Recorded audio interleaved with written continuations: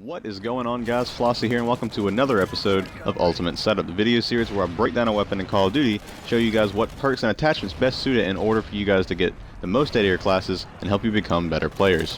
In today's video, we're going to be taking a look at the MTAR-X or MTAR-10 in Call of Duty Ghosts. Now, I've actually already tried making this setup in the past, and the problem I kept running into is that I would finish the video, play some Ghosts later that night, and then find yet another beast setup for this gun. And here in a minute, I'll get into why this is easily one of the best guns in the entire game, and possibly the most versatile gun in the entire game when it comes to perks and attachments that work well with it.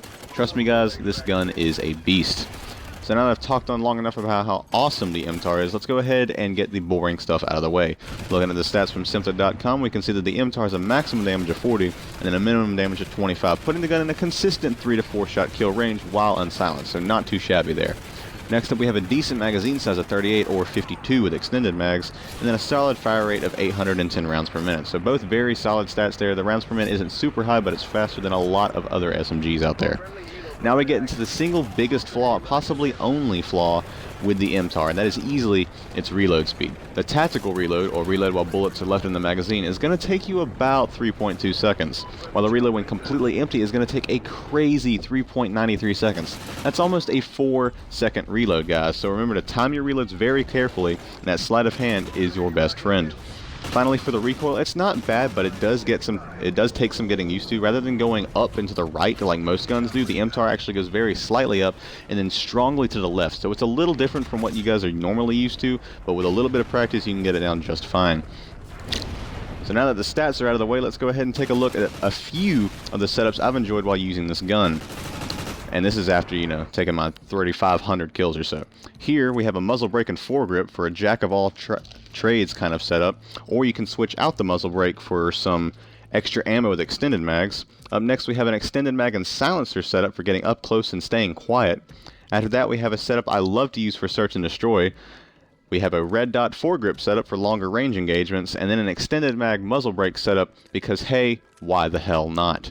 Out of all of these setups, I think I like the top two the most, and I kind of switch between the two depending on which map I'm playing on. The first setup for kind of your every situation type thing, and then quick draw to get on target as quickly as possible. And then the second setup for being more aggressive and basically just hip firing people's faces off.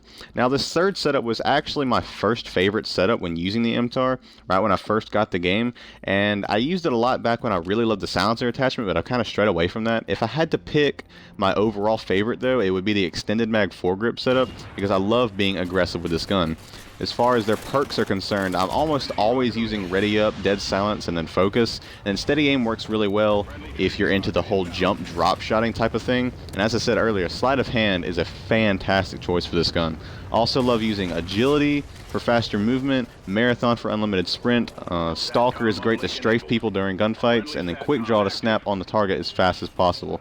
I've even used perks like fully loaded for extra ammo. I prefer fully loaded in comparison to, say, scavenger because you already have the ammo there. Amplify to be able to hear people even if they have dead silence on, and then resilience for not taking fall damage. All of these perks were fantastic with the MTAR, and you can pretty much combine any of them to your own personal liking, and if you use the specialist kill streak, then the possibilities are pretty much endless.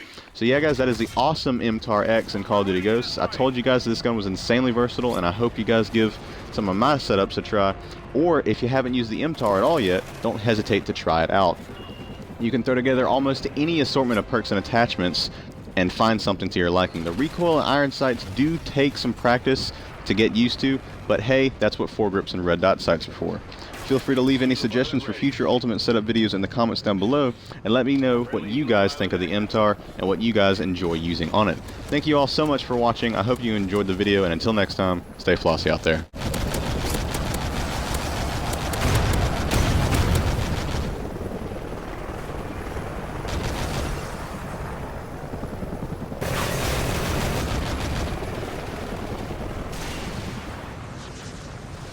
Enemy SATCOM spotted.